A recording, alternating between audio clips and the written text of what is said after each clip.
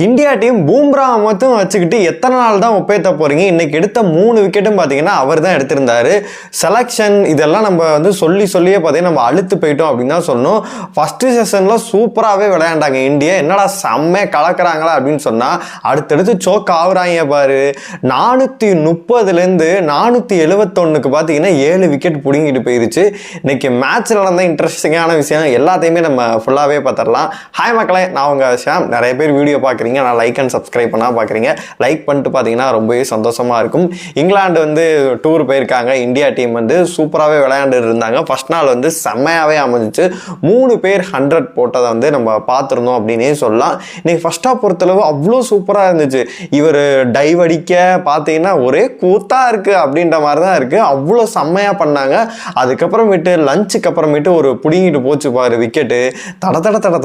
தடன்னு சொல்லிட்டீங்கன்னா எல்லா விக்கெட்டும் அவுட்டு. 430 வந்து பார்த்தீங்கன்னா இவர் அவுட் ஆகுறாரு. 431 நினைக்கிறேன். பார்த்தீங்கன்னா சுமன் கில் அவுட் ஆகுறாரு. அங்கேருந்து பிடுங்கிட்டு போகுது. சக்குன்னு எல்லா விக்கெட்டுமே இதாகுது. ஜடேஜா மட்டும் ஒரு 2 4 அடிச்சு பார்த்தீங்கன்னா 11 ரன்கள் தேத்திருந்தாங்க. மற்ற யாராலையும் பார்த்தீங்கன்னா ரன்னே அடிக்க முடியல. அவ்வளோதான்டா, இவங்களை ஒரு 4 பேரை கழட்டினா முடிஞ்சு போச்சுடா அப்படின்ற மாதிரி தான் இருக்கு. சாய் சுதர்சன் டக்கு. அதே மாதிரி கருண் நாயரையும் எதிர்பார்த்தாங்க. அவருமே டக்காக இருக்காரு அப்படின்னே சொல்லலாம். எப்படி செலக்ஷன் பண்ணுறாங்க, இவங்க என்ன பாலிடிக்ஸ் பண்ணுறாங்கன்னு சொல்லிட்டு சுத்தமாக புரியவே மாட்டேங்குது. இன்னைக்கு சர்துல் தாக்கூர்லாம் பார்த்தீங்கன்னா 40வது ஓவர் கொண்டு சுமன் கில் போட வைக்கிறாரு. ஐபிஎல் நினச்சிக்கிட்டு இருக்காரு அவர் பார்த்தீங்கன்னா. அதாவது நம்ம பிரசித் கிருஷ்ணா, சிராஜ் இவங்களுக்கு தான் ஓவர் கொடுக்கணும் அப்படின்னு சொல்லிட்டு.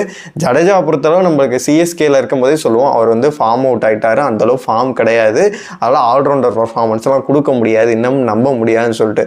அப்படி இருக்கும்போது வேற யாராச்சும் நீங்கள் ட்ரை பண்ணலாம். ட்ரை பண்ணுறதை விட்டு பார்த்தீங்கன்னா மீண்டும் நாங்கள் தலைகீழாகத்தான் குதிப்போம் அப்படின்னு சொல்லிட்டு பார்த்தீங்கன்னா வேண்டா வெறுப்பு கல்யாணம் பண்ணிட்டு காண்டா முருகன் பேர் வச்ச மாதிரி பார்த்தீங்கன்னா அப்படிதான் போயிட்டு இருக்கு இந்தியாவோட நிலைமை.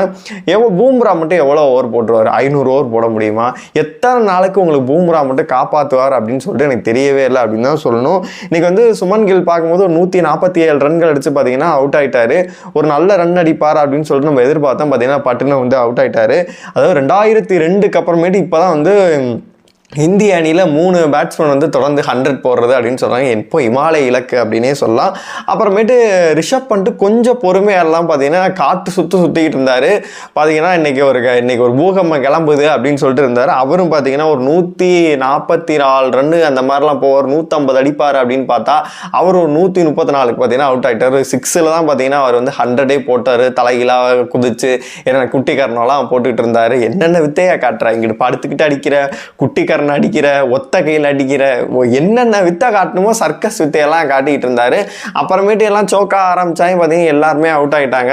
நீங்கள் சர்துல் தாக்கூரை எதுக்கு எடுத்தீங்கன்னு சொல்ல, பேட்டிங்கில் வந்து ஒரு ரன் அடிச்சாப்புல 40வது ஓவர் தான் கொண்டு வந்தீங்க. அதை விக்கெட்டை அவரால் எடுக்க முடியல, திணறிக்கிட்டு இருந்தாப்புல. அப்படி இருக்கும்போது அந்த பிளேஸில் வந்து ஒரு நிதிஷ்குமார் ரெட்டியோ அவரை நீங்கள் எடுத்திருந்தீங்கன்னா அவர் கண்டிப்பாக ஒரு பேட்டிங்கில் வந்து கான்ட்ரிபியூஷன் பண்ணியிருப்பாரு.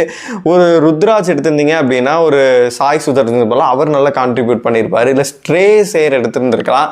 நாங்கள் யாரையுமே பண்ண மாட்டோம், எங்களுக்கு நிதிஷ் ராணா வேணும், இந்த மாதிரி பிளேயர்ஸாக எங்களுக்கு பிடிக்கும் அப்படின்ற மாதிரி வந்து பண்ணிகிட்டு இருக்காங்க. ஒரு காலகட்டத்தில் நம்ம பார்த்துருப்போம்.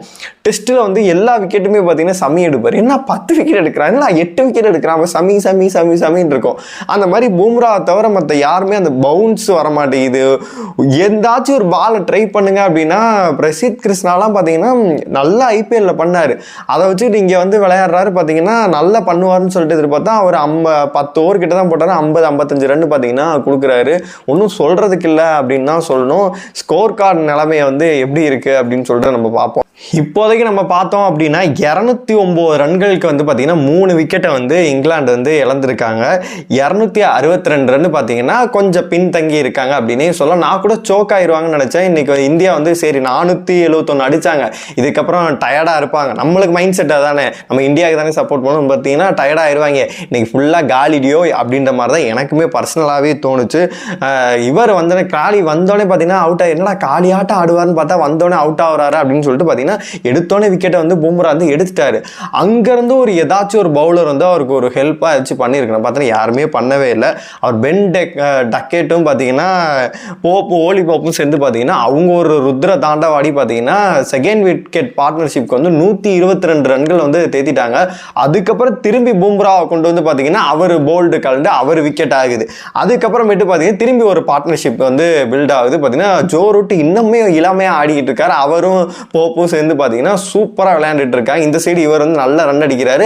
அங்கிட்டு போனால் ரூட் வந்து பார்த்தீங்கன்னா அமைதியாக சைலண்டாக வந்து ஸ்ட்ரைக் மட்டும் ரொட்டேட் பண்ணிட்டு இருக்காரு. இருந்தாலுமே பார்த்தா 131 பால்கள்லேயே பார்த்தீங்கன்னா 100 அடிச்சிட்டாரு அப்படின்னே சொல்லலாம். போப்பை பொறுத்தளவு செம்மையாக விளையாண்டாரு. செம்மையாக வந்து ஸ்ட்ரைக்கையுமே ரொட்டேட் பண்ணிட்டு இருந்தாரு. பார்த்தீங்கன்னா செம்மையாக விளையாண்டுட்டு இருந்தார். சரி அவர் விக்கெட்டை எடுப்பாங்க அப்படின்னு பார்த்தா கேட்சை விடுறாங்க. ஜெய்ஸ்வால் வந்து பார்த்தீங்கன்னா ஒரு கேட்சை வந்து டிராப் பண்ணாரு. அப்புறம் கடைசியில் நோபால் வந்து போட்டுட்டு இருந்தார் பும்ரா.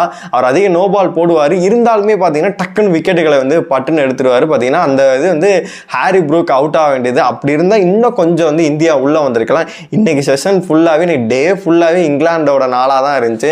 என்ன ஒரு மகிழ்ச்சிகரமான இதுன்னா பண்ட்டு மட்டும் இன்னைக்கு ஒரு 100 அடித்தார். இவங்க போப் வந்து இதை அடித்து அவங்க பார்த்தீங்கன்னா வேற லெவலில் இன்னைக்கு பண்ணிட்டாங்க அப்படின்னே சொல்லலாம். அதுக்கப்புறமேட்டு நம்மளுக்கு ஹோப்பே இல்லை. என்ன போச்சு போடா அப்படின்ற மாதிரி வந்து நம்ம பாட்டு உட்காந்து பார்த்துக்கிட்டு இருந்தோம். சரிப்பா யாரையாச்சும் கூப்பிட்டு வருவோமே, 40வது ஒரு பெந்து சர்துல் தாகரை கூப்பிட்டு வருவோம்னு சொல்லிட்டு சுமன் கில்லோட வேற லெவல் ஐடியாவில் வந்து கூப்பிட்டு வந்தாங்க. அவராலையும் பார்த்தீங்கன்னா விக்கெட் வந்து சுத்தமாகவே எடுக்கவே முடியல, திணறிக்கிட்டு இருந்தார் அப்படின்னே சொல்லலாம். என்ன பண்ணுறது, இப்போ சாம்பியன்ஷிப் ட்ராஃபினா பூம்ரா எங்கடா, வேர்ல்டு கப்னா பூம்ரா எங்கடா அவனை கூப்பிடுங்கடான்னு சொல்லிட்டு எல்லாரும் கூப்பிட்ற மாதிரி திரும்பி பூம்ரா வந்து தான் பார்த்தீங்கன்னா ஒரு விக்கெட்டை வந்து எடுத்து கொடுக்குறாரு. கேட்ச் ஆகுது. அது எப்படி பங்காளி அவனுக்கு மட்டும் விக்கெட் ஆகுது, நம்மளுக்கு மட்டும் விக்கெட்டே ஆக மாட்டேங்குதுன்னு சொல்லிட்டு பார்த்தீங்கன்னா ரூட்டை வந்து பார்த்தீங்கன்னா அவர் தான் விக்கெட் எடுத்திருக்காரு. இது மாதிரி 10வது முறையாக வந்து ரூட்டை வந்து விக்கெட் எடுத்திருக்காரு. 5 முறை வந்து பென் டக்கெட்டை வந்து விக்கெட் எடுத்திருக்காரு. அவர் மட்டும்தான் இந்தியாவோட நம்பிக்கை நட்சத்திரமாக இருக்காரு. மற்றபடி யாருமே பார்த்தீங்கன்னா சொல்லிக்கிற மாதிரி வந்து பவுல் பண்ண மாட்டேங்கிறாங்க. நான் நெகட்டிவாக பேசுகிறேன்னு சொல்லிட்டு நீங்கள் சொல்ல நினைக்க வேணாம். இன்றைக்கி மேட்ச் பார்த்துருந்தீங்கன்னா உங்களுக்கே தெரிஞ்சிருக்கும். அதாவது பார்த்தீங்கன்னா நல்ல ஒரு டீம் இருக்க மாதிரி இருக்குது, திடீர்னு சோக்காக வராங்க. நேற்றெல்லாம் நான் எனக்கு வந்து நம்ம டீமாக என்னடா யங் பிள்ளைங்க அப்படி போட்டு கலக்கிறாங்களே அப்படின்னு சொல்லிட்டு இந்த கமெண்ட்ரேட்டர் வேறு அவங்க வேறு போட்டுக்கிட்டு பார்த்தீங்கன்னா ஐபிஎல்லே one of the best captain யார் அப்படின்னு கேட்டிங்கன்னா சுமன் கில். அதை பார்த்துட்டு தான் எடுத்துகிட்டு வந்தாங்களாம். ஐபிஎல் எதுவும் பார்த்தீங்களா இல்லையாடா, நீங்கள் தான்டா கமெண்ட்ரேட் பண்ணிகிட்டு இருந்தீங்க அப்படின்ற மாதிரி தான் எனக்கு தோணுச்சு. ஐபிஎல் நீங்க சொல்லுங்க மக்களே, நான் சொல்றதுக்கு முன்னாடி நீங்களே சொல்லுங்க ஐபிஎல் பெஸ்ட் கேப்டனா இந்த சீசன் யாரு பண்ணது அப்படின்னு சொல்லிட்டு. என்னைய பொறுத்தவரை இவங்க ஐபிஎல் வச்சு எடுத்தேன்னு சொல்லிட்டு அவங்க தான் கதைச்சுக்கிட்டு இருந்தாங்க. அப்படி பார்க்கும்போது ஐபிஎல் இந்த சீசன் பெஸ்டா பண்ணது ஃபர்ஸ்ட் பிளேஸ்ல முடிச்சது அப்படின்னா ஸ்ரேயஸ் ஐயர் தான் முடிச்சிருந்தாரு. அதுக்கப்புறமேட்டு பார்த்தீங்கன்னா பாண்டியா ஓரளவு சுமாரா பண்ணாரு. ஏன் கில் நல்லா தான் பண்ணாரு, எந்த ஒரு பிரச்சனையுமே இல்லை. நெகராவோட வழிகாட்டுதல் நல்லா தான் பண்ணாரு. அப்படி இருக்கும்போது அவரை மட்டும் நம்ம வந்து நல்லா பண்ணிட்டாரு, மற்ற ஐபிஎல்லே பெஸ்ட் அவர் தான், அதனால தான் கேப்டன்ஷிப் கொடுத்தாங்கன்னு ஒரு உருட்டுறாங்க. இது எந்த அளவு இதுன்னு சொல்லிட்டு தெரியவே இல்லை. என்னைய பொறுத்தவரைக்கும் இந்த சீசன் வந்து ஐபிஎல் வந்து பெஸ்ட்டாக பண்ணது யார் அப்படின்னு கேட்டிங்கன்னா கண்டிப்பாக ஸ்ரேயஸ் ஐயர் தான். அவ்வளோ சூப்பராக பண்ணிட்டு இருந்தார். ரஜத் பட்டிதார் வந்து ஓகேவே பண்ணார். நடுவில் இன்ஜுரிகள்லாம் ஆச்சு இப்படின்னே சொல்லலாம். டீம் செட் ஆனாலும் அவங்க நல்லா பண்ணாங்க. ஒரு சின்ன யங் பிள்ளைங்களை வச்சுட்டு பார்த்தீங்கன்னா ஸ்ரேயஸ் தான் சூப்பராக பண்ணார். அவரை சொல்லாமல் இவருக்கு வந்து இங்கே முட்டு கொடுத்துட்டு இருந்தாங்க. அது என்ன சொல்கிறதுக்கு அப்படின்னு தெரியவே இல்லை. அப்புறமேட்டு சர்துல் தாக்கூரோட இடத்துல வந்து பார்த்தீங்கன்னா நிறைய பேர் சொல்லிட்டு இருந்தாங்க இது நிதிஷ்குமார் ரெட்டியை வந்து இந்த இடத்துல வந்து அவங்க எடுத்துகிட்டு வந்திருக்கலாம். வந்திருந்தாங்க அப்படின்னா இவர் ஒரு ரன் அடிக்கிறாரு, அதுக்கு அவரே அடிச்சுட்டு போயிடும். பேட்டிங் நல்லா ஒரு கான்ட்ரிபியூஷன் கொடுத்துருப்பாரு. ஒரு 4-5 ஓவர் கூட பார்த்தீங்கன்னா 40வது ஓவர் அவர் கூட நீங்கள் போட வைக்கலாம். அதுக்கு எதுக்கு நீங்கள் அவர் எடுத்தீங்க அப்படின்ற மாதிரி தான் நம்மளுக்கு தோணுது. அஸ்தீப் சிங் பார்த்தீங்கன்னா நல்ல காம்போவாக இருக்கும். அவருக்கும் பூம்ராவும் சேர்ந்து சூப்பராக அவர் பவுன்ஸை விட்டு ஏற்றுவார், நல்லா போடுவார். அவர் வெளில உட்கார வச்சுக்கிட்டு இது பண்ணிக்கிட்டு இருக்காங்க. ஒன்றுமே சொல்கிறதுக்கு இல்லை. என்ன மாதிரி போகுது அப்படின்னு சொல்லிட்டு நம்மளுக்கு பார்க்கறதுக்கு டென்ஷன் தான் ஆகுது. ஏன்னா அவர் பூம்ரா வந்தால் மட்டும்தான் விக்கெட்டு விழுது, மற்ற யாரும் விக்கெட்டு போட்டு தடவிக்கிட்டு இருக்காங்க அப்படின்னு தான் சொல்லணும். இன்னைக்கு பொறுத்தளவு ஒரு 200 சில்லற ரன்னு எல்லாம் கஷ்டம் அப்படின்ற மாதிரி தான் நினச்சேன். வந்தோடனே இவங்க அவுட் ஆகுறாங்க. இங்கிலாந்து வந்து ஒரு 200 சுருட்டிலான்னு பார்த்தா அவங்க இன்றைக்கே வந்து ஒரு 3 விக்கெட் இழப்புக்கு பார்த்தீங்கன்னா 209 எடுத்துட்டாங்க. நாளைக்கு என்னையை பொறுத்த வரைக்கும் போப்பும் நல்லா தான் ஆடுவார். அவர் கூட வந்து ப்ரூக்கு இன்னைக்கு ஒரு லைஃப் வேறு கிடச்சிருச்சு. 2 பேர் சேர்ந்து ஒரு 350 கொண்டு வந்தாங்கன்னாவே என்னை பொறுத்த வரைக்கும் போதும், கண்டிப்பாக முடிச்சு விட்றலாம் அப்படின்ற மாதிரி தான் இருக்குது. வெயிட் பண்ணி பார்க்கலாம் நாளைக்கு வந்து என்ன நடக்குது அப்படின்னு சொல்லிட்டு. உங்களை பொறுத்த வரைக்கும் இன்னைக்கு மேட்ச் பார்த்து இருந்துப்பீங்க. உங்களோட கருத்துக்கள் எல்லாத்தையுமே கமெண்ட் பாக்ஸில் சொல்லுங்கள்.